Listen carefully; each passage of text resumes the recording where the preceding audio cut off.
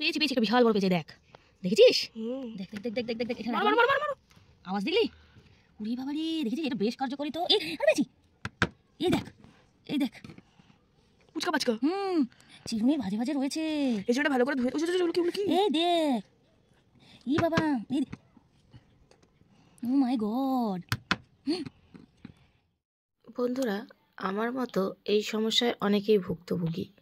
School লাইফে কিন্তু প্রত্যেকেই আমরা যখন পড়াশুনো করেছি বা আমাদের ছেলেমেয়েরা যখন পড়াশুনো করে, এই সমস্যাটা কিন্তু সবার জীবনেই আসে। তার জন্য আজকের ভিডিওটা একদম স্কিপ করবে না।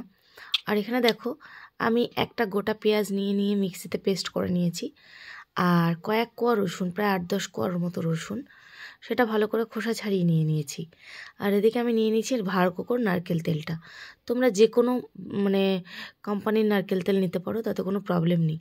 ভাড়কোকোটা যেহেতু জমাট বেঁধে থাকে, সে কারণে কিন্তু আমি এটা গরম জলে গলিয়ে নিলাম, যেহেতু রোদ ওঠেনি ভালো, তার জন্য। আর এদিকে আমি নিয়ে নিয়েছি কিছুটা অয়েল নেওয়ার পরে পেঁয়াজের যে পেস্টটা নিয়েছি সেটা আমি দিয়ে দিলাম।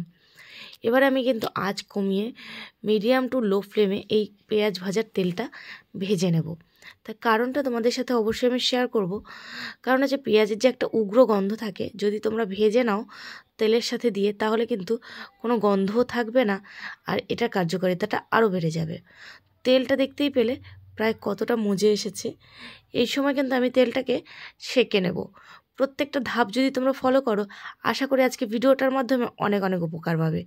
আর এবার আমার তেলটা কিন্তু আমি সেঁকে নেব। চাইলে ছেঁকনিতে সেঁকতে পারো। আমি এখানে একটা ভালো পরিষ্কার রুমাল নিয়ে নিয়েছি, দেন আমি কিন্তু এইভাবে ছেঁকে নিচ্ছি।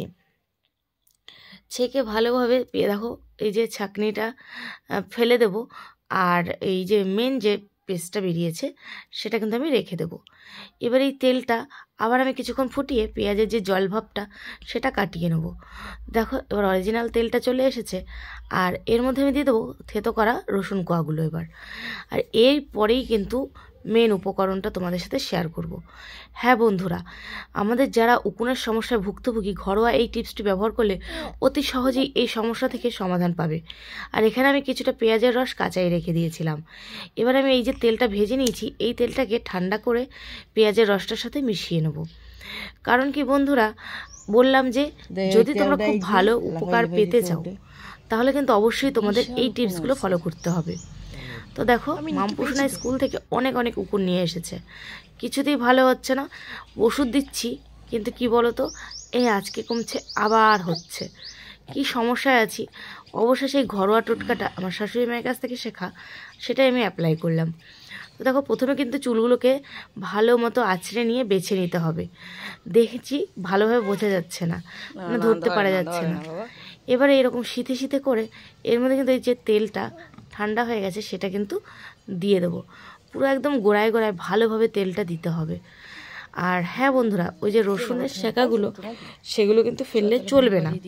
তোমরা কিন্তু পুরো ভিডিওটা এন্ড পর্যন্ত দেখবে কতটা কার্যকরী হয় এই ধরনের টোটকাগুলোতে। আমরা বাজার থেকে অনেকেই নামি দামি কোম্পানির বিষ নিয়ে এসে মাথায় দিই, তাতে কিন্তু আমাদের চুলের ক্ষতিই হয়, ভালো কিন্তু কিছুই হয় না।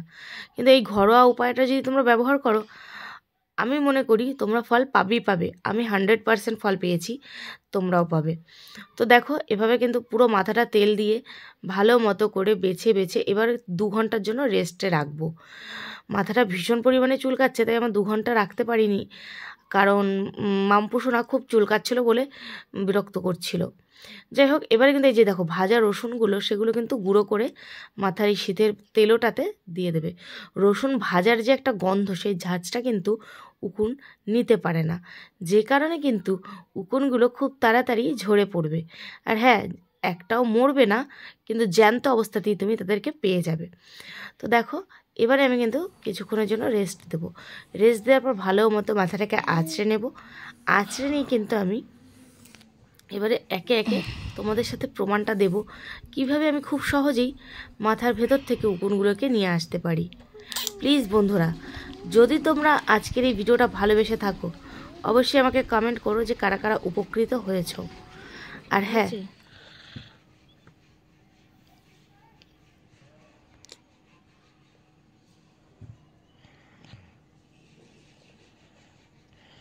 করাতে হাজির বেঁচে আছে।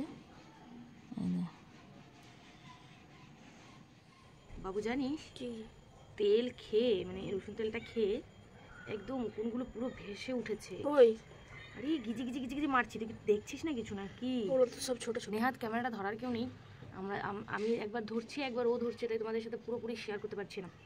তোমরা এই অয়েলটা ভালো করে অবশ্যই ব্যবহার করবে। লাগে তাতে করে কি বলো তো, এই জন্য কি তাতে করে কি বলো তো, তোমাদের অনেক অনেক উপকার পাবে, অনেক। মানে এই স্কুলে গেলে না এই একটা প্রবলেম স্কুল লাইফে, কার মাথা থেকে আসবে তুমি কিচ্ছু বুঝতে পারবে না। এটা আটকানোর উপায়ও বেশি ভালো জানা নেই, তবে এই উপায়টা এই টেকনিকটা ব্যবহার করলে তোমরা কিছুটা হলেও ভালো রেজাল্ট পাবে। আমি অনেক উকুন মানে পুরো ভেসে উঠছে, যেটা ধরো ডুবেছিল, উকুনগুলো দেখা যাচ্ছিল না ভালো মতো, সেটা কিন্তু আমরা পেয়ে যাচ্ছি হামেশাই। তো 2-3 ঘন্টা পরে কিন্তু এটা মাথা ধুয়ে ফেলবে, শ্যাম্পু করবে। পেয়েছি একটা বিশাল বড় পেয়েছে, দেখ দেখেছিস? দেখ দেখ দেখ দেখ দেখ দেখ দেখ এখানে আওয়াজ দেখলি? উড়ি বাবারি, দেখেছিস? এটা বেশ কার্যকরী তো। আর পেয়েছি, এই দেখ পুচকা পাচকা। চিরুনির ভাজে ভাজে রয়েছে। এই জন্য ভালো করে ধুয়ে ওগুলো কি এই দেখ, বাবা, ও মাই গড।